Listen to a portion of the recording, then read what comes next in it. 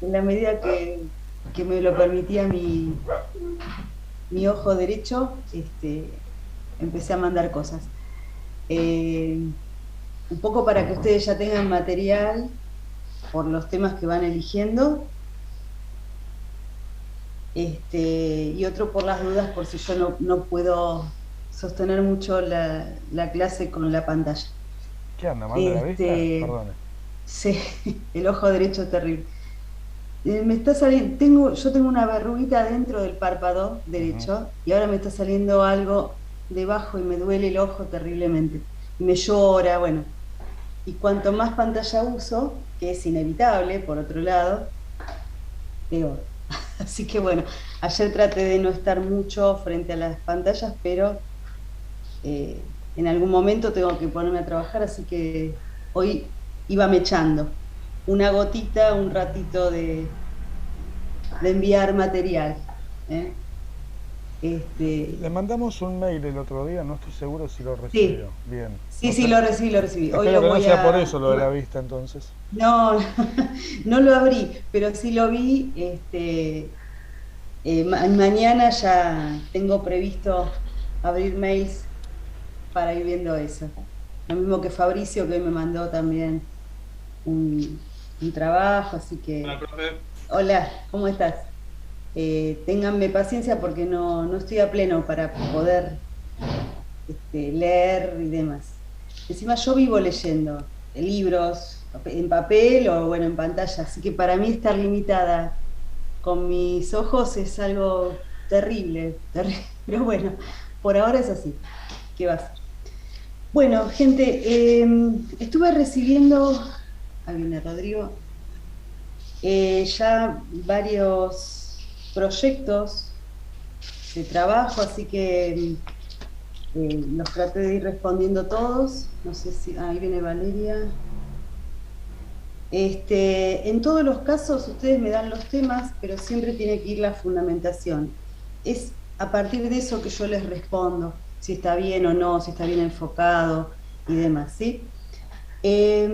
Valeria me parece, está Valeria y Duarte, no sé si Duarte entró hoy.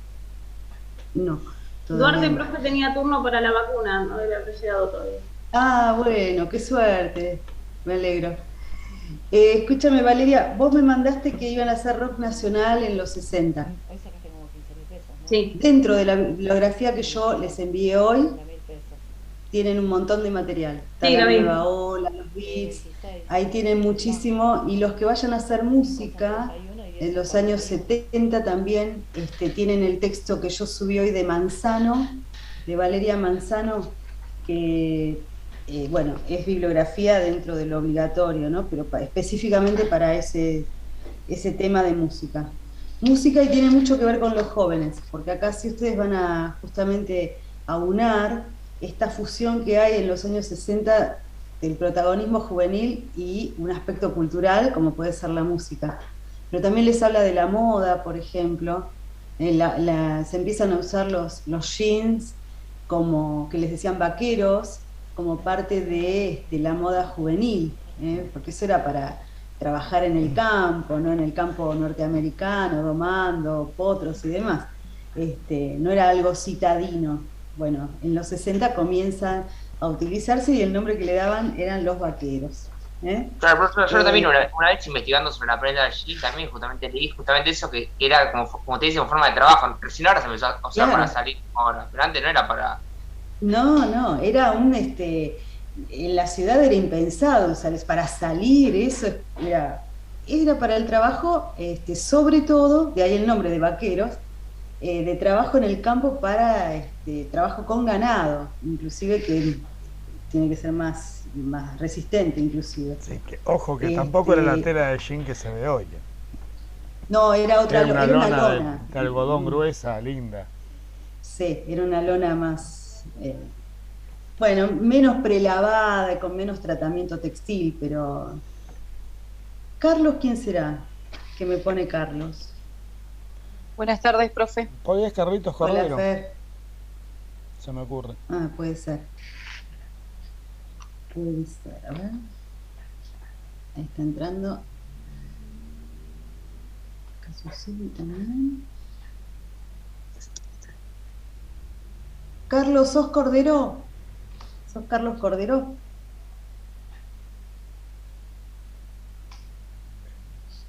Hola, profe. Creo que está con el de mi papá. Soy Natalia. Perdón. Ah, está. Montenegro, entonces.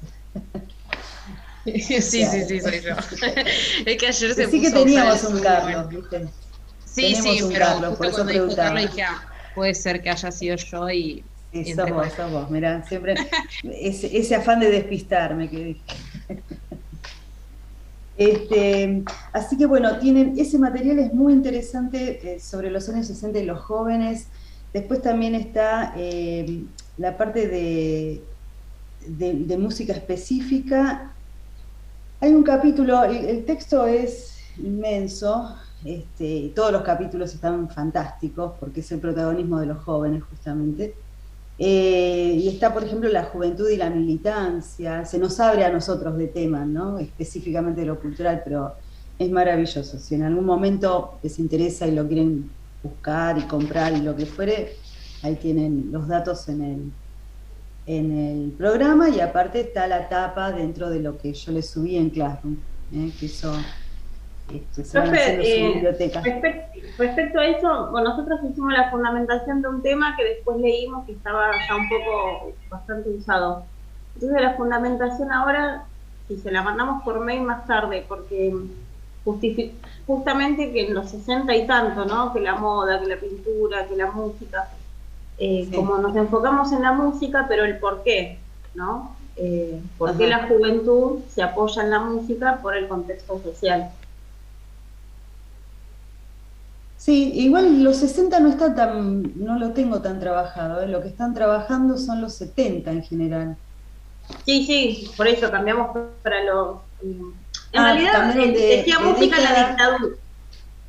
Y no, eso no son los 60, ¿eh? No, por eso ese era también nuestro tema anterior. Se iba a repetir pero más. Ustedes, pero terminaron mandando algo sobre los años 60. Claro, sí. Está bien.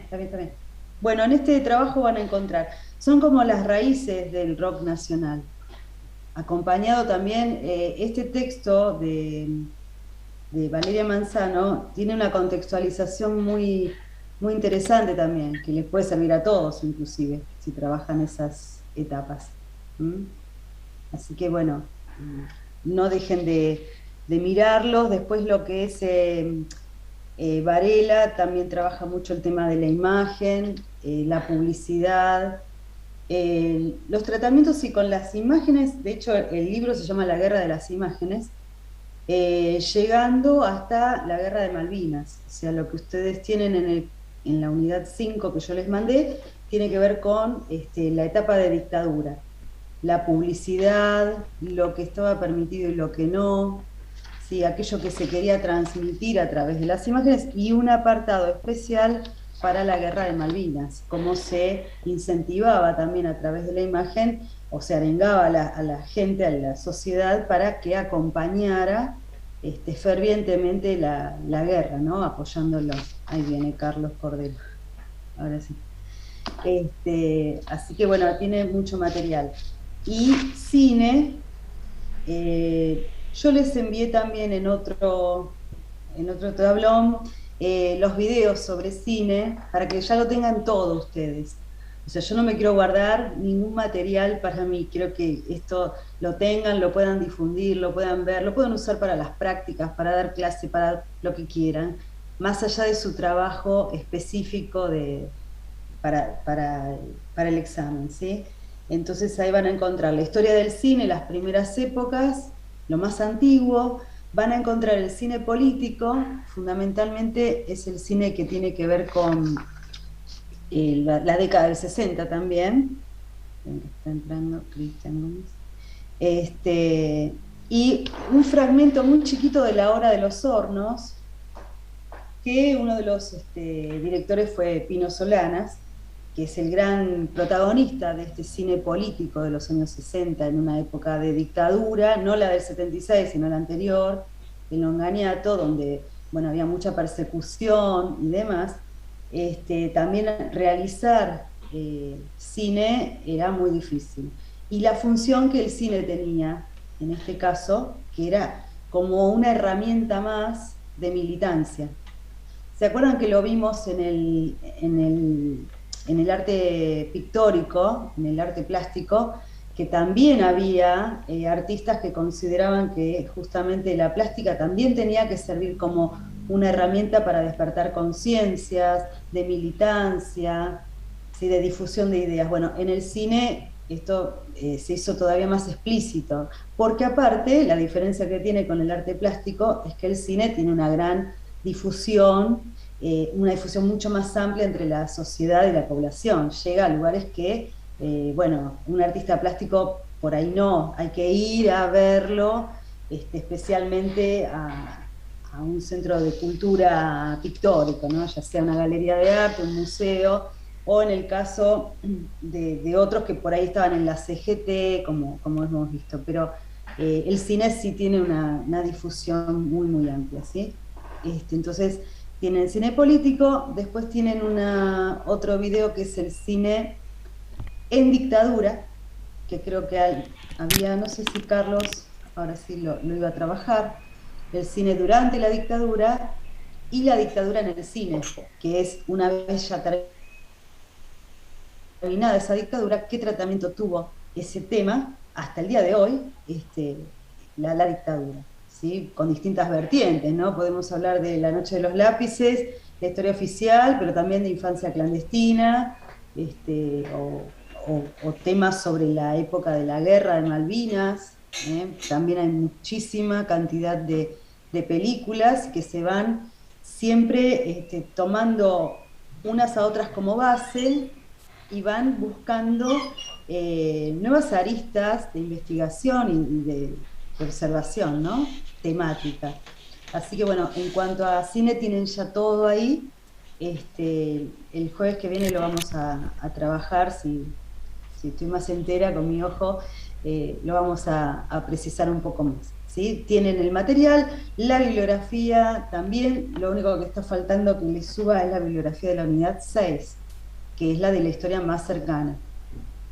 Ahora, algo que yo no les envío, porque yo sé que ustedes lo usan en otras materias y seguramente lo tienen, y si no, seguramente lo van a poder buscar, es el texto de Terán, de Oscar Terán, que eso está en todas las unidades, ¿sí? Así que esa es la base en cuanto a las ideas conductoras de cada época. Eso tiene que estar presente también en los trabajos que ustedes elijan, ¿sí? de la época que elijan, porque es como la base, ¿sí? Yo les aclaro igual en el tablón que hay textos que yo no les envío porque se consiguen y se encuentran fácilmente en la web, y si los necesitan y no los encuentran, me dicen y yo los oriento, no hay ningún problema, ¿sí? Pero estos que les envío son textos que están en la bibliografía obligatoria y que no están en la web. Entonces, por eso les saqué foto y se los envío, ¿sí? Por otro lado, aviso número 2. Tienen el trabajito del que habíamos hablado, yo también se los mandé, es el último del año.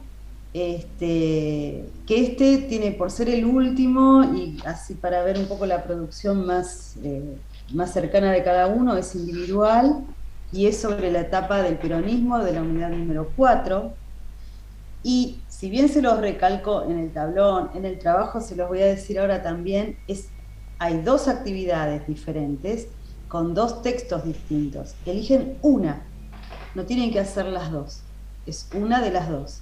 O trabajan el texto de Varela con la actividad A, o trabajan el texto de Mogliani con la actividad B. Los dos uno trabaja sobre la parte visual, la propaganda peronista, el cine, ¿sí? Y el otro trabaja el teatro durante el peronismo, o sea, la difusión teatral, y es muy interesante porque la autora se plantea varios interrogantes y trata de desmitificar un poco esto de alpargatas sí, libros no, que se popularizó tanto con el peronismo, como que el peronismo no tenía la intención del desarrollo cultural. Bueno, veremos qué responde Mogliani con el teatro a partir de esta investigación que ella hace, ¿no? Yo siempre digo, si hubo un momento donde se fundaron muchísimas escuelas en todo el país, bibliotecas, escuelas primarias, secundarias, y hubo difusión cultural amplia y horizontal, fue durante el primer peronismo.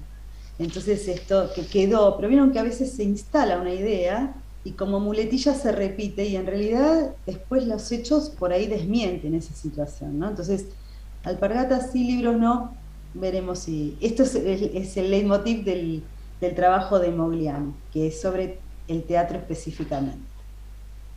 Yo en ambos casos les planteo el tema de la doctrina peronista. Y antes de pasar a la memoria anamnética, que es lo que quiero que trabajemos hoy, quisiera saber si ustedes ya lo han visto en Argentina o si lo recuerdan. ¿Cuáles son los principios de la doctrina peronista? Hay 3 principios como grandes objetivos que tiene el peronismo. Social, soberanía Justicia política, social, justicia sí. social, independencia económica. Exactamente, estas 3, ¿eh? Muy bien. Justicia social, independencia económica y soberanía política. Fundamentalmente, a través de la cultura, lo que ustedes van a ver es en el texto de Mogliani tiene más que ver con la justicia social, que también tiene que ver con la difusión cultural y el acceso que todas las capas sociales tengan a los bienes culturales, a la producción, a ser partícipes y protagonistas de las expresiones culturales. ¿Sí? No todo tiene que estar siempre en el centro, ¿no? El teatro en Avenida Corrientes, si no, no existe para otras zonas el teatro, ¿no? O el cine, que tiene que ser exclusivamente de otros países, ¿sí? Bueno, a eso me refiero con la doctrina. Igualmente, en el caso de Varela lo tienen más desarrollado todo lo que es la doctrina, que habla de la imagen, porque tiene subtítulos, a la vez uno es la propaganda, el otro es el trabajador durante el peronismo, su protagonismo a través de lo visual también, ¿no? Cómo se trata de rescatar la imagen del trabajador como lo más importante dentro de esa mirada del gobierno peronista, ¿no? Como es justamente el actor social por excelencia. Cualquiera de los dos está bien, no es necesario que hagan los dos, hagan uno solo. Si están muy así entusiasmados, si quieren hacer los dos, háganlo, pero con uno está más que bien, ¿eh? Es individual, se entrega el jueves 21, ¿sí? La semana que viene no, la otra. Los textos no son muy extensos y son 3 cuestiones a resolver. En los 2 casos, una es cómo se plasmó la doctrina peronista, esto ya lo tienen ustedes en Classroom, ¿sí? A través de la cultura de la imagen, por ejemplo en el caso de Varela, hay que incluir 2 citas del texto, lo que ustedes consideren, y obviamente se analizan dentro de lo que hagan. Y la elaboración de un texto de 2 o 3 carillas, o sea, la respuesta a estas preguntas, a esta pregunta, la van a armar ustedes en un texto. Si no, no es ¿qué? O sea, profe, incluimos la cita ya ahí en el mismo texto, digamos. Claro, exactamente. Ya incluimos todo ahí. ¿Sí? Lo que yo pretendo es que elaboren ustedes un texto, no es una respuesta, punto 1, respuesta 1, punto 2, o sea, armen ustedes un texto argumentativo. En el ítem 2, o en el punto B, perdón, en el texto de Mogliani, también lo mismo, 2 a 3 carillas como máximo, que se plantea indagar la autoría y a qué conclusiones arriba. Esto es como una guía para que ustedes realicen y elaboren el texto, ¿sí? Si no sé quién me dijo, profe. Sí, yo, Gastón, tengo una consulta. Gastón. La cita debe ser para reforzar la explicación, ¿no? Eso va a depender de tu argumentación. A veces sirve para reforzar, otras veces sirve para una explicación, para empezar una explicación. Está bien. ¿Sí? Otras veces es para ejemplificar. Perfecto. Sí, sí. Recuerden algo que en algunos trabajos anteriores faltó, siempre se incluyen las consignas. No o sea, las 2 o 3 carillas no incluyen las consignas, pero sí en lo que envían tienen que estar las consignas del trabajo. Las citas con nota al pie y la bibliografía. Eso así ya se acostumbran ya sabemos que va a ser Mogliani o va a ser Varela, ¿sí? Pero ya se acostumbran también, lo incorporan como un hábito, esto de incluir la bibliografía. Yo, profe, le quería decir algo en sí, se lo iba a decir con Vale, Vale está ahí, pero por ahí está haciendo algo, es que el jueves que viene y el otro jueves, obviamente, esto lo vamos a entregar, no dice eso que va, sino que por ahí el jueves que viene y el otro jueves no podamos estar en la clase porque tenemos que dar prácticas y terminamos a las 6:10, 6:20 de la clase, y como somos una pareja pedagógica, si bien yo doy el que viene y ella da el otro, tenemos que estar en la clase las 2. Entonces, sí. Por eso tal vez, o por ahí lleguemos tarde, yo por ahí, pero Vale vive en Capital, entonces por ahí ella no llega a la clase. ¿Se entiende? Está bien. Igual recuérdenmelo en el mismo día, o mándenme un mensajito. No fuimos, acordate, profe, que fue porque estábamos en prácticas y listo. Bueno, ¿con qué curso tienen? Cuarto año de la escuela 6, de donde vamos al profe. Sí, justo, profe, después le queríamos pedir algo. Bueno, después una ayudita. Bueno, está bien, listo. Al final me dicen, Bárbaro. Bueno, ¿qué más? Creo que ya pasé todos los avisos parroquiales. Sí, listo. Bueno, vamos a ir algo más teórico, como puede ser lo de la memoria anamnética, que me interesa especialmente para aquellos trabajos que se refieran sobre todo a la etapa del terrorismo de Estado. ¿Qué es lo de la memoria anamnética? ¿Sí? Y el texto de Kaufman, que yo les pedí que leyera, no sé si le pudieron dar una leidita rápida o no sé, marcar algo importante, algo que destaquen, si lo pudieron hacer. Es un texto que les va a servir para Argentina 4, para analizar este tema de la dictadura, ¿sí? Porque no es factual, no trabaja sobre hechos concretos, sino es más teórico, son teorías que se dan. Bueno, Kaufman lo que plantea, Alejandro Kaufman, en el texto Memoria, Identidad y Representación, es la memoria anamnética, que es una memoria de rememoración de hechos del pasado que intentaron ser tapados, olvidados, con la intención de la justicia, fundamentalmente, de hacer justicia, no olvidándolo en principio. Porque, digamos, en consonancia con qué está esta intención de rememorar, con hechos luctuosos del pasado, con hechos de exterminio. Este es el término que utiliza Kaufman especialmente. En la historia mundial, obviamente, ustedes ya a esta altura conocen muchísimos hechos de violencia, guerras, ¿sí? con consecuencias de mucha muerte inclusive, ¿no? Pero esos no serían hechos de exterminio. Acá el exterminio está planteado fundamentalmente al hacer, por parte de un sector de la población hacia otro que está estigmatizado, tratar de eliminarlo haciéndole un tratamiento. O sea, llevándolo a que solo quede la persona en sus funciones vitales como un cuerpo indefenso, con sufrimiento de por medio, y que el fin último va a ser el exterminio, la muerte. Pero es un exterminio que necesita de este tratamiento. Y esto es lo terrible y lo aberrante, ¿no es cierto? esta situación de exterminio y de rememorar algo tan luctuoso, es rememorar aquello que en su momento es inimaginable.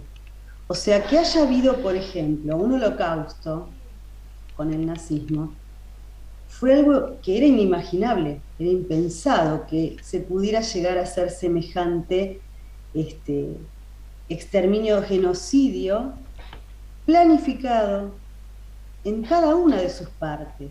Kaufman les va a dar el ejemplo del nazismo, que obviamente está parangonando después el terrorismo de Estado que padecimos acá en Argentina, ¿no? Que lo podríamos llevar a Uruguay, a Chile, a todos los lugares donde se aplicó el terrorismo de Estado. Es una experiencia única, inédita en el momento en que se desarrolla. El Holocausto, con sus campos de concentración, con la planificación de los campos de trabajo y después de cómo matar a esa gente, o sea, diseñando cámaras de gas, por ejemplo, tatuándoles un número, o sea, eso implica que ellos tenían todo registrado también, quién estaba, quién no, cuánto sabía, ¿sí? No sé si han visto películas, hay una que yo no la pude terminar de ver, que se llama El último tren a Stalingrado, no, perdón, El último tren a Auschwitz, perdón, estaba mezclando dos películas, que es justamente, son 2 horas largas de cómo era el traslado de las personas desde un gueto al campo de concentración de Auschwitz en el tren, que era un tren para ganado, sin ventanillas, sin agua. Muchos morían asfixiados antes de llegar al centro, al campo de concentración. Todo esto que está planificado tenía el objetivo final del exterminio, pero con un previo tratamiento. No alcanzaba con llegar y asesinarlos, ¿sí? Que hubiese sido mucho más rápido, inclusive, ¿no? ¿Por qué les parece que se hacía de esta manera, ¿no? O sea, con un plan a largo plazo también, porque a las personas se las llevaban, las hacían trabajar. ¿Qué les parece? Bueno, en principio porque se llevan a los judíos, si hablamos de los nazis, se llevan a los judíos, gitanos, creo que homosexuales, sí, y alguna otra cosa también. Pero incluso los negros también se los llevan. Latinos, todo el que no fuera de raza aria. Bueno, por un lado, a ver, los hacen trabajar y sacan un provecho económico de la esclavitud, sí, de esta gente. Eso es inevitable. Sí, sí. Y después, pero ¿quiénes son? Para el nazismo, ¿quiénes son? Ese conjunto de personas. Una plaga. Inferiores. Bueno, inferiores. ¿Sí? Son personas que no merecen ser respetados en su condición humana. Eso allá. En Argentina, ¿a quiénes se llevaban? ¿Quiénes eran los que secuestraban y se llevaban a los centros clandestinos? Para los represores, para los que hacían eso, ¿quiénes eran a quienes se llevaban? Subversivos. En un conjunto. Sí, pero algo más. Y los que estaban en contra, Montoneros. Militantes políticos. Claro. ¿Y qué más? Estudiantes. Todo ese conjunto, sí, ¿y qué más? Estudiantes, jóvenes, homosexuales seguramente. Pero ¿y qué representaban para los ejecutores de todo esto, de la desaparición forzada? Una amenaza al orden. Un peligro. Una amenaza al orden. Eran los enemigos. Pero no en una guerra abierta. Ese otro viéndolo como un enemigo. Se puede... Exactamente, una otra edad destinada a ser exterminada. Y digo exterminada en términos de Kaufman porque ellos tenían que recibir un tratamiento previo. No llegaban de pronto a la casa de alguna persona que iban a secuestrar y llevársela en el Falcón o donde fuere, a un centro clandestino. No llegaban y la mataban. Llegaban, se la llevaban, la torturaban y después desaparecía. Supimos después que una de las maneras era con los vuelos de la muerte, otras fueron fosas comunes, ¿sí? Pero Sí, lo que está claro, lo que después se supo, es que todos pasaron por un tratamiento de tortura.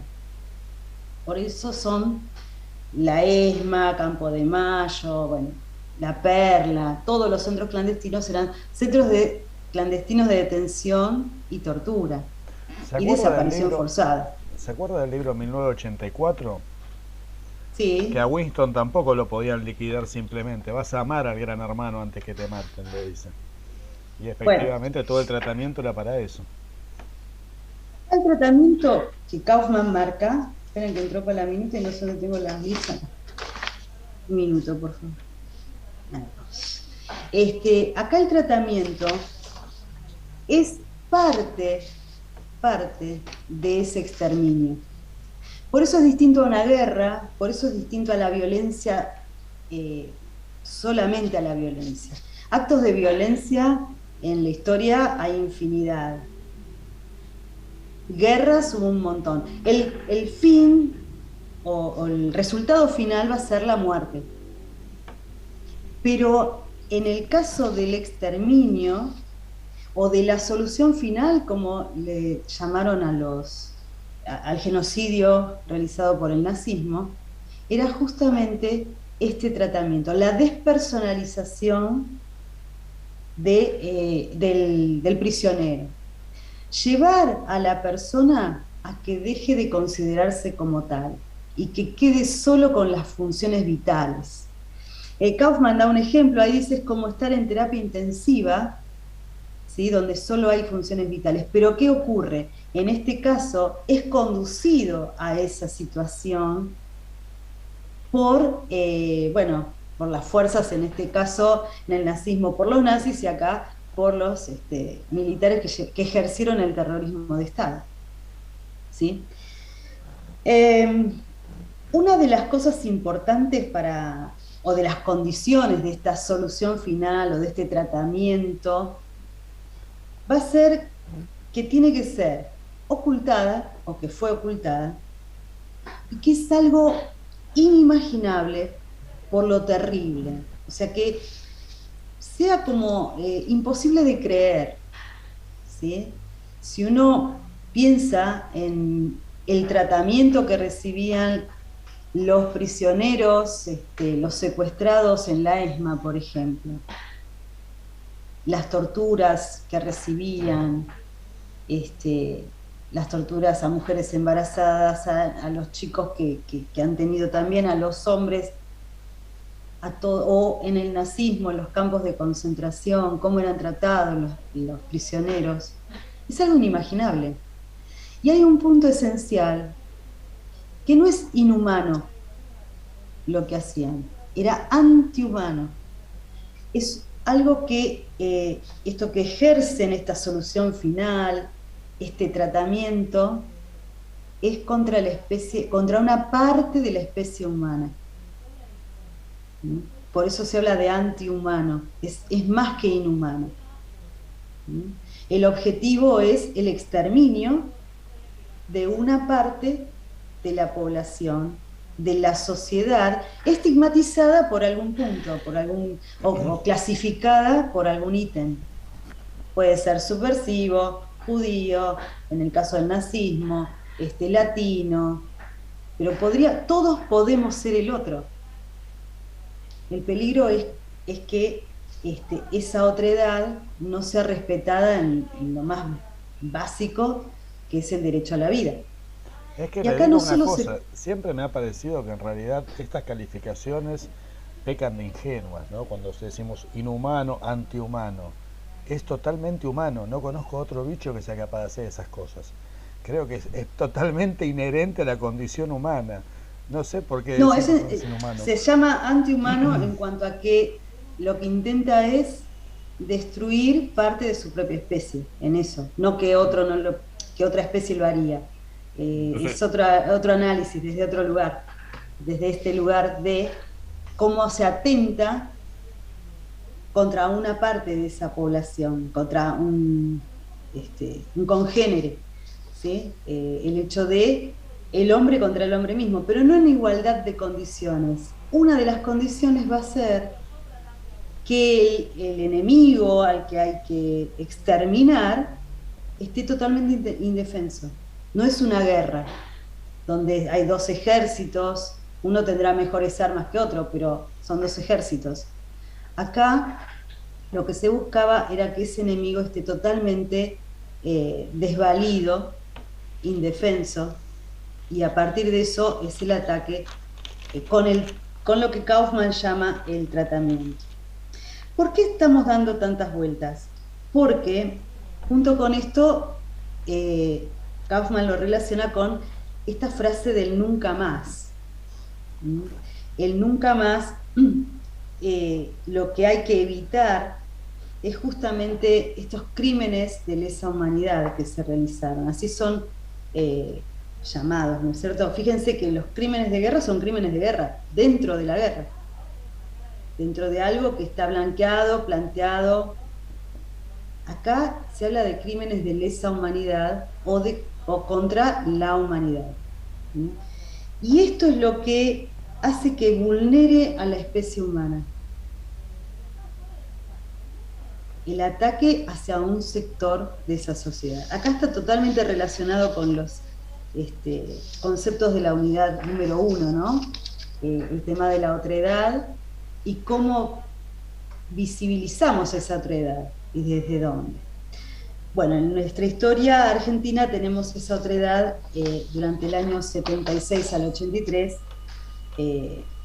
lamentablemente perseguida y en el camino, no solo perseguida, sino con un tratamiento de secuestro, desaparición, tortura, ¿sí?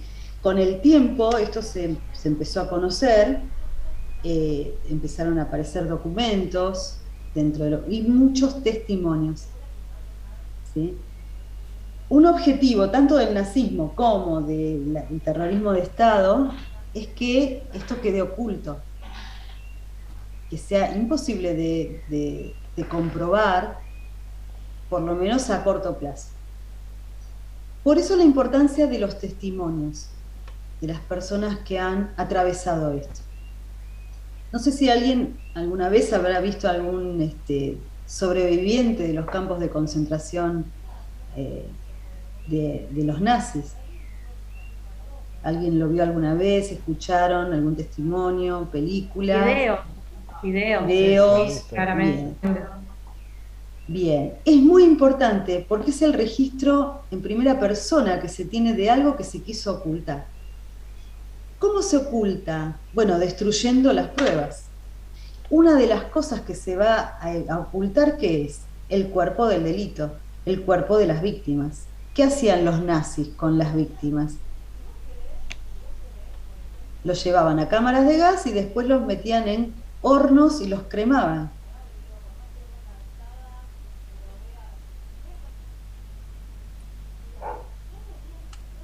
Bueno, decíamos que algo entonces importante es esto, es ocultar la evidencia del delito. Una de las formas va a ser, bueno, en el caso del nazismo, directamente que desaparezcan los cuerpos cremándolos. Igual no se llegó a destruir todo. ¿Qué pasó? ¿Cómo es que quedaron sobrevivientes si estaban en los campos de concentración? Bueno, para empezar, porque terminaron ingresando las fuerzas aliadas antes de que terminaran de cargárselos a todos.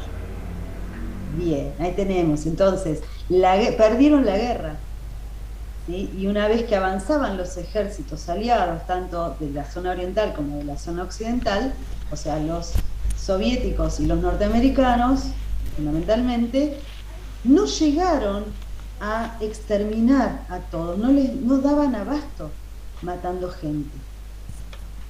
Por eso quedaron, porque avanzaban las tropas y el ejército de los aliados y no llegaban a asesinar a todas las personas. Por eso quedaron sobrevivientes, ¿sí?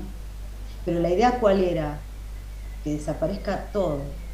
Y no sé si han escuchado, pero Alemania hasta hace un tiempo atrás, no tantos años, decía que esto del nazismo y los campos de concentración había sido toda una operación mediática, una difamación internacional por parte de Estados Unidos. ¿Sí? Como esto no sucedió, es una gran mentira, Profe. ¿no? Hoy diríamos es una fake news. Sí, no sé qué me estaba Sí, hablando. no sé si usted, porque yo hace poco me puse a buscar algo sobre eso, y no sé si usted escuchó, y bueno, los chicos también, sobre el término neonazi. Sí. Bueno, yo vi que en el 2007, hace poco, hace no muchos años, se encontró ahí en Alemania y en otros países también grupos, o sea, personas así, que lo que buscaban eran hacer política neonazi, justamente, intentar, digamos, volver a aplicar esas políticas del pasado. Y yo me quedé como diciendo, no puede ser, o sea, no sé si es peor eso o que haya gente, digamos, que defienda y busque que esas políticas reaparezcan, digamos. Lo vi. Bueno, y hay muchos ahí casos. está. Ahí estamos con el tema de la memoria anamnética, ¿no? O sea, ¿por qué tener presente estos hechos? Rememorar esto que tiene que ver con las víctimas de hechos terribles, justamente para que no se reedite, para que haya sido una única vez en lo posible, que no vuelva a suceder. En el caso de Alemania está prohibido todo lo que tiene que ver con ideología nazi, libros, saludos. Siempre hay algún crédulo, por decirlo suavemente, que va de viaje por ahí a Alemania y se pone a hacer el saludo nazi, se lo llevan preso y no la pasa bien. No se pueden hacer ostentaciones de símbolos nazis, ni de saludos, ni de nada. Pero, digamos, lo van camuflando, no se ponen, bueno, somos el partido nazi, somos el partido X con un nombre muy se cambian bombante, pero están, claro, no usan la palabra, pero sí están sustentando esas ideas. Ya hace años atrás, en los 90, por ejemplo, estaban los skinheads, que eran jóvenes que planteaban justamente el odio racial hacia todo aquel que no era un ario puro, no un rubio alto de ojos claros, y en el subte, en los trenes, en la calle, a los latinos, a los africanos, los mataban a golpes y reivindicaban el nazismo. Hoy en día hay partidos neonazis. Cuando uno habla de ultraderecha, y está muy cerca de esto, de algunas ideas que parten de estos totalitarismos, ¿no es cierto? El nazismo tuvo, aparte de lo que es un totalitarismo, este condimento de persecución y exterminio hacia gran parte de la población.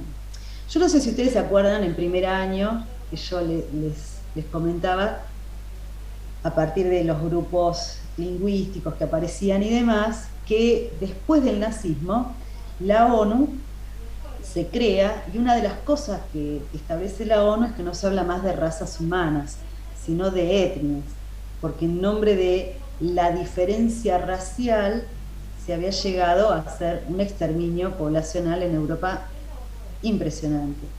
Entonces se combinó que la raza humana es una sola, lo que son diferentes etnias. ¿Para qué? Para establecer la igualdad entre la raza humana. Somos todos iguales, con diferencias étnicas nada más, que puede ser el color de piel, el formato de los ojos, la altura, ¿sí? Pero nada más que eso. ¿Sí? Pero sí, hoy en día hay grupitos neonazis bastante marcados. En Europa hay toda una oleada de ultraderecha, y yo diría que no solo en Europa. Pero bueno, eso se los dejo para otra materia, porque si no se nos va el tiempo acá. La memoria anamnética tiene esta función entonces: rescatar del olvido a esas víctimas. ¿Sí? ¿Para qué? ¿Solamente como un ejercicio de memoria? ¿Qué les parece? ¿Para qué nosotros recordamos el 24 de marzo? Hablamos de los centros clandestinos de detención, hacemos películas, leemos libros, leemos el Nunca Más. ¿Para qué? Un primer lugar para una reconstrucción de la historia. Bueno, pero eso podría quedar solo para nosotros, los de historia, ¿no? Lo que no vuelva a suceder, profesora, para que no vuelva para que no vuelva a suceder. De nuevo lo Crear mismo. conciencia. Crear conciencia, y falta algo más. Fomentar valores. Que no vuelva a suceder. Sí, ¿y qué más? La tolerancia. Sí. Sí, algo, eso es algo que tenemos que ejercitar mucho. ¿Algo que tenga que ver con la política puede ser, profe? Tiene que ver con la justicia. ¿Sí? Se dice que lo que se opone a la memoria no es el olvido, sino la injusticia. Y lo que estas personas están necesitando es justicia. Por ejemplo, una justicia mínima de tener, de saber qué pasó con sus cuerpos. De saber para el familiar si está en una fosa común o si nunca lo va a encontrar porque está en el medio del mar. Porque el tratamiento, que acá también se hizo con todo el abanico de torturas que se puedan imaginar, y si no se lo imaginan, lean el Nunca Más, y si logran leerlo completo, los felicito, yo no pude, de lo terrible que es. El tratamiento no era solo para las personas que pasaban por los centros clandestinos, sino también para sus familiares, sus seres queridos. Piensen en alguien que ustedes quieran mucho y que de un momento para el otro no lo ven más, y no saben qué pasó. No saben si está en la casa de alguien, si se fugó, si se perdió, si se cayó en un pozo ciego. Lo mismo con desaparecido por la misma familia, es terrible. Pero a eso voy, justamente, eso es lo que les estaba tratando de decir. Lo terrible para la persona que queda, ¿sí? Eso también es parte del tratamiento, no solo con la víctima directa, sino con los allegados a esa víctima. En la historia vamos a encontrar hechos, situaciones, procesos que son para recordar como proezas, algo a imitar, ¿sí? Que también tienen valores, pero es algo que reivindicamos. La Revolución de Mayo, el cruce de los Andes de San Martín, ¿sí? Y otros que son para que no vuelvan a suceder. Y tenemos que tenerlos presentes justamente por eso. Y fíjense ustedes, queridas y queridos estudiantes, casi profesores, y algunos ya estarán dando clase, el rol que tenemos con este tema, que es de historia reciente argentina, muy reciente, los años 70 están acá a la vuelta, con un hecho tan luctuoso como fue el terrorismo de Estado en la Argentina.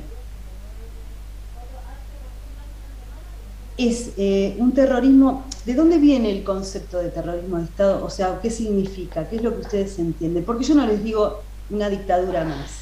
La dictadura de Onganía fue terrible, la de Lanusse, en el 30 hubo también asesinatos. Por la masacre, por la desaparición de personas, por la desaparición de... Bien, por ahí vamos. Por la desaparición de personas.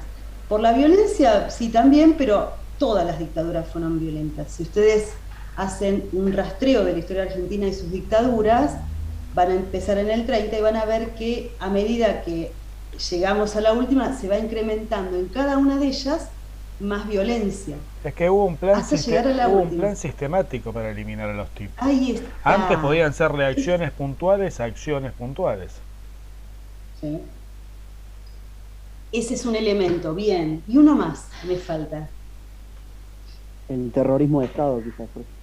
Sí, pero ¿cuál es el concepto? Eso es lo que quiero que dilucidemos. Que desde se utilizan las instituciones del Estado precisamente para ejercer en ese marco que no debería, para alterar su funcionamiento hacia el terrorismo ejercido justamente desde quien ejerce el poder del la Estado. Violencia contra la población. Perfecto, ahí vamos entonces. Son las instituciones gubernamentales fuera del marco de la Constitución, aplicadas, que le quita un juicio previo, aplicadas contra la misma población, y de manera, y esto es un elemento fundamental, esencial, de manera clandestina. Si alguien no puede ejercer actos clandestinos, es el Estado, justamente. ¿Sí? Pero no tiene derecho a defensa. Exactamente. Entonces, todo el aparato de represión, represivo que tiene un Estado, todas las Fuerzas Armadas en todos los órdenes, o sea, desde la Gendarmería hasta no sé, el ejército, van a cometer actos de violencia contra la población y de manera clandestina van a ejercer la represión. Por eso hablamos de centros clandestinos de detención. ¿Por qué no los llevan a la comisaría o una cárcel? Y porque ahí serían presos dependientes del Ejecutivo Nacional, del PEN, así se llamaba. Sin embargo, hablamos de desaparecidos. ¿Por qué? Y porque no se sabía dónde estaban. No había dónde ir a buscarlos. ¿Sí? Ahí está el terrorismo de Estado. No es una simple represión, porque sale de los márgenes y de los marcos legales. Se aplica una represión desde el Estado y con los condimentos de la clandestinidad o de la ilegalidad, si quiere. ¿Dónde eran los centros clandestinos? En muchos lugares, a veces en comisarías. Sí. Bueno, en la escuela militar, la escuela de mecánica. Sí, las dependencias de las Fuerzas Armadas, comisarías.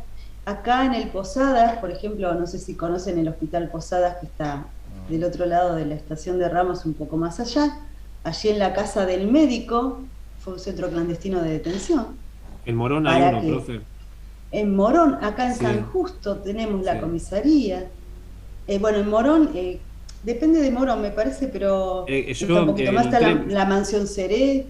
Yo me tomaba el 317 para volver de Morón y en una calle doblaba y estaba ahí. Decía, esto fue un centro clandestino, que esto, que lo otro. Y nunca me animé a entrar. Sí, bien, ahí está. En Campo de Mayo, señalizaciones. al lado de la vía, ahí está el cartel, pero yo nunca vi ninguna estructura ahí, así que o la han demolido, vaya uno a saber qué diablos, pero está el cartel acá, funcionó el centro clandestino Campo de Mayo. Fue uno de los principales. En Campo de Mayo y en la ESMA había maternidades, por ejemplo. Hacia allí iban las embarazadas y allí nacieron muchos de los nietos que se están buscando, por ejemplo. ¿Sí? Pero no, o sea, las dependencias de las Fuerzas Armadas, casi todas, pero también lugares cercanos a nuestra casas ciudad, también, ¿o no, profe? No es parte casas. de, bueno, Los Pucho, la película, bueno, y la familia, no es que siguió con la desaparición de personas después incluso de que terminó la dictadura, no tenía que ver también con eso de que hacían eso no, por no, todo lo eso contrario. es un secuestro, es un delincuente, es un secuestro por fuera de las instituciones. Claro. Pero eso fue ya después de la dictadura lo de ellos, ¿no? Sí. Pero no hacían también desaparecer personas. Sí, pero es un secuestro y se llama okay. como un delincuente, como si hoy secuestrara, no es institucional. Eso no es terrorismo de Estado, es un delito terrible hecho por un grupete civil. Acá lo terrible es que lo hacen las instituciones estatales desde la dirección de la cabeza de todo esto era el Poder Ejecutivo Nacional. El que diseña todo el plan no va a ser Videla, sino va a ser Macera, el jefe de la Armada. Y la ESMA va a ser su mojón, su lugar desde donde impartían todas las órdenes. ¿Sí? En muchos de los centros clandestinos de detención, yo diría que en todos los que se conocieron, hoy por hoy hay señalizaciones a una cuadra o en el mismo lugar que dice esto que comentaban recién, ¿no? Aquí funcionó el centro clandestino X, entre tal y tal año. ¿Sí? Eso es una recuperación democrática. El poder señalarlo, el saber que en ese lugar ocurrieron cosas terribles. Y el punto es que haya justicia, que no haya olvido y que esto no vuelva a suceder. Tenemos que estar alerta. Esto no es que, bueno, no, esto no va a pasar más porque ya aprendimos. Ojo con los vaivenes sociales. Hay que estar siempre pensando que esto vamos a evitar desde nuestro lugar, difundiéndolo por lo menos, vamos a evitar que esto se vuelva a filtrar, porque es terrible para toda la sociedad. Profe, ¿no había esto también no era un movimiento, pero lo de plantar los árboles y ponerlas, ay Dios, no me sale la hora, ¿cómo se llaman?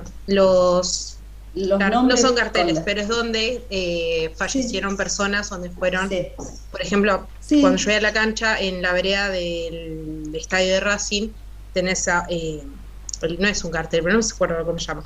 La placa, está la placa en el piso que dice acá, acá fueron detenidos o fueron asesinados X y X persona, o una cierta cantidad, porque a veces no están los nombres.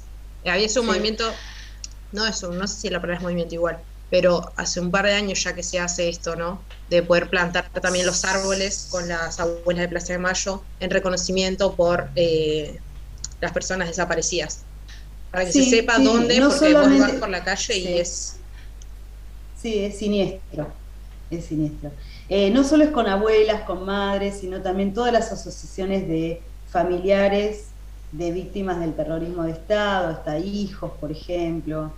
Sí, o sea, todo eso es importante que suceda, el hecho de mantener viva la memoria. No entiendo esto, Alexis, debe haber muchos árboles.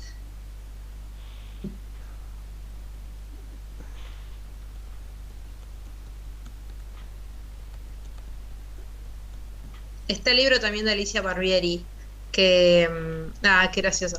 Pero está el libro también de Alicia Barbieri que se llama Cruzar la Noche. Que porque está hablando de fútbol. Sí, lo de la cancha.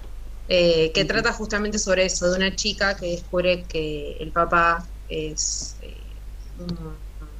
marín, bueno, no se llama marín acá, pero bueno, es parte de la... Sí, es un represor y ella se va al pueblito en Buenos Aires y busca como su identidad y la madre y todo eso, está muy lindo. Recomendarle también para los chicos, porque me lo hicieron leer en secundaria. Bien. Sí, hay mucho material, es una manera de mantener viva la memoria, es poner estas placas, poner las placas donde desaparecieron las personas, donde funcionaron los centros clandestinos grandes que hayan sido recuperados como centros de memoria, por ejemplo. Todo eso es muy importante, todo eso funciona con la memoria anamnética. ¿Sí? El objetivo es ese. Les pido que lo lean, sobre todo donde el punto 4, que es sobre la razón anamnética. Si no quieren leer lo anterior, es muy interesante, pero por ahí les falta tiempo y demás. Porque esto es lo que van a tener que utilizar en los trabajos, sobre todo los que trabajan con terrorismo de Estado en algún aspecto, ya sea la música, el cine, el teatro, lo que ustedes consideren, ¿sí? Es muy importante. Hay algo que dice hacia el final. Sí. No, quería hacerle una pregunta. Justamente la vez pasada, cuando hablábamos de este tema de la memoria anamnética, que para los trabajos, vio el trabajo que habíamos elegido nosotros, que usted decía, bueno, los que no tenían voz hasta ese momento por ahí eran los chicos que en ese momento empiezan a tener voz. Pero me parece que, digamos, en base pero a todo no son víctimas. Claro, en base a todo lo que venimos hablando, me parece muy peregrino la vinculación de la memoria anamnética. Así que no sé qué memoria anamnética podemos encontrar nosotros en nuestro tema. No, ustedes eran los chicos durante el peronismo. La infancia durante el periodo de Perón, o sea, cómo se vinculó toda la cultura de la infancia a través de... No, allí no lo van a poder aplicar. No, porque ya hay una política de justicia social, inclusive, un objetivo ahí. No. Ustedes no lo van a poder aplicar. Lo de ustedes está dentro de la unidad 4. ¿Sí? Entonces después, una vez que hagan el trabajo y terminen y todo eso, vamos a ver, si bien van a explicar su trabajo, cómo pueden vincularlo con alguna de las unidades que siguen, que es la parte fuerte de lo que yo pedía del trabajo final, unidad 5 y 6. ¿Sí? A ver si pueden hacer una vinculación y demás. Pero bueno, ustedes primero trabajen con esto y después lo vamos relacionando. ¿Sí? Pero memoria anamnética no van a poder aplicar. No, pero sí pueden rescatar el hecho de aquellos que hasta ese momento fueron excluidos, por ejemplo, eso sí, lo pueden marcar. Ustedes van a trabajar básicamente justicia social. Claro, y propaganda y todo eso, además pero no memoria anamnética. Claro, pero además que los chicos pasan, digamos, a quedar dentro de todo bajo la órbita del, llamémosle, del Estado, porque hasta ese momento como que de alguna manera se los consideraba dentro de la órbita privada familiar. No eran como sujetos específicos de derechos. Sí, amparados bajo el paraguas del Estado. Sí. No, ahí no lo van a poder aplicar. Bueno, algo que les quería comentar es, fíjense, en la página 11 van a encontrar en el segundo párrafo que decía que la anamnesis es siempre una práctica que suscita riesgos respecto de referencias que proporcionen garantías de validación y seguridad. Quien quiera conservar la seguridad conceptual como prioridad no podrá entregarse al ejercicio anamnético. O sea, el que busque el documento que asegure que secuestraron gente o que esté escrito por el general tal o cual, y por ahí no lo encuentra, porque algo que hicieron, por ejemplo los nazis, fue destruir toda documentación. ¿Qué es lo que quedó? El testimonio y los lugares, que no pudieron destruir completamente. Pero después las listas de personas y demás, no, las destruyeron. ¿Qué hizo la dictadura acá en el 83? Ya a fines del 82 se estableció que al año siguiente iba a haber elecciones, en octubre del 83, y en diciembre iba a asumir el presidente. Tuvieron un año para destruir material, para destruir documentación. Por eso es tan importante la recreación de la época histórica con los testimonios de las personas, que obviamente van a ser testimonios atravesados por la subjetividad, pero algo que sirvió mucho, por ejemplo, fue el testimonio que da... Bueno, en primera persona que usted dice, porque es tan importante para poder entender la época. Claro, exactamente, pero esta subjetividad, ¿cómo la podemos, digamos, limar para poder realmente hacer un trabajo histórico? Bueno, ¿qué es lo que tenemos acá? Que hay mucha gente que, por ejemplo, en los juicios, en el juicio a las juntas del 85 y los juicios que siguieron después, hasta el día de hoy hay juicios, dan su testimonio.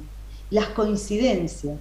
Por ejemplo, se puede recrear cómo era Capucha y Capuchita en la ESMA, donde está donde era el casino de oficiales, por los testimonios y las coincidencias entre todos ellos. ¿Sí? Por eso es importante el testimonio.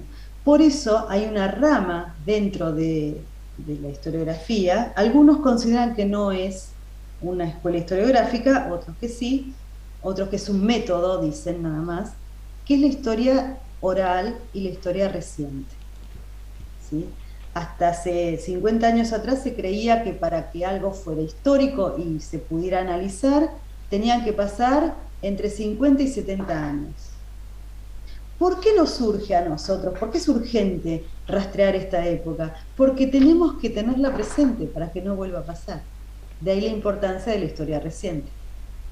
O es como si dijéramos, bueno, nosotros no podemos hablar del neoliberalismo del 2001 porque no pasaron 50 años o 30 años.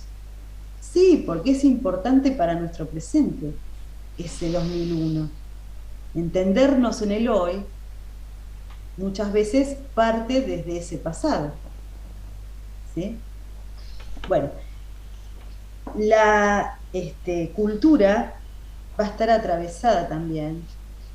La cultura que refiere a esta dictadura tan sanguinaria con el terrorismo de Estado va a estar atravesada por esta anamnesis, esta intención de recuperar del olvido a las víctimas que necesitan justicia fundamentalmente.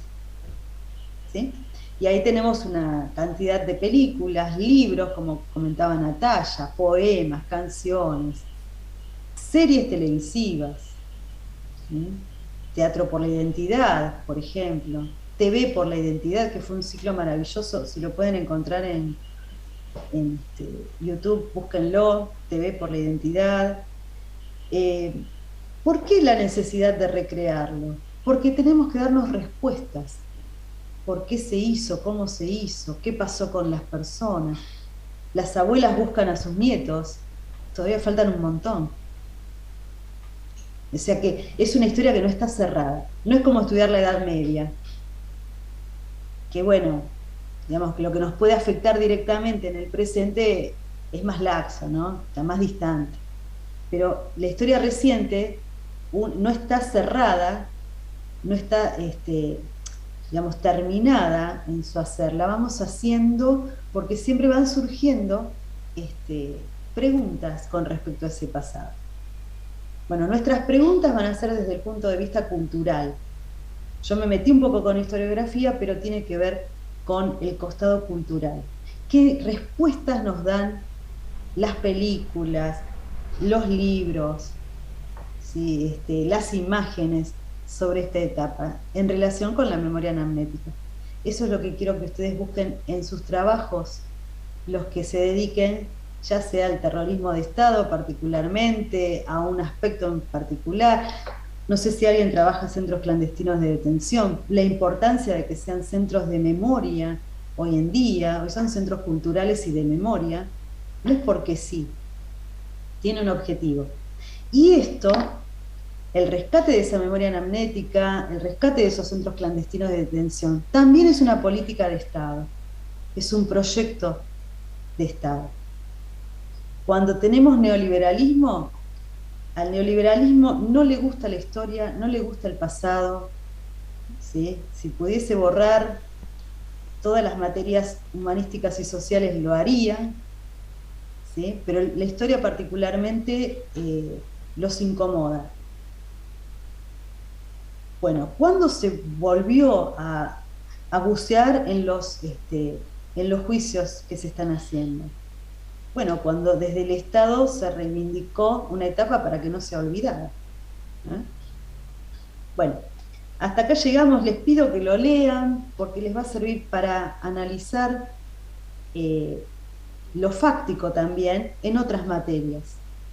Son herramientas que van a sumar al análisis de una época.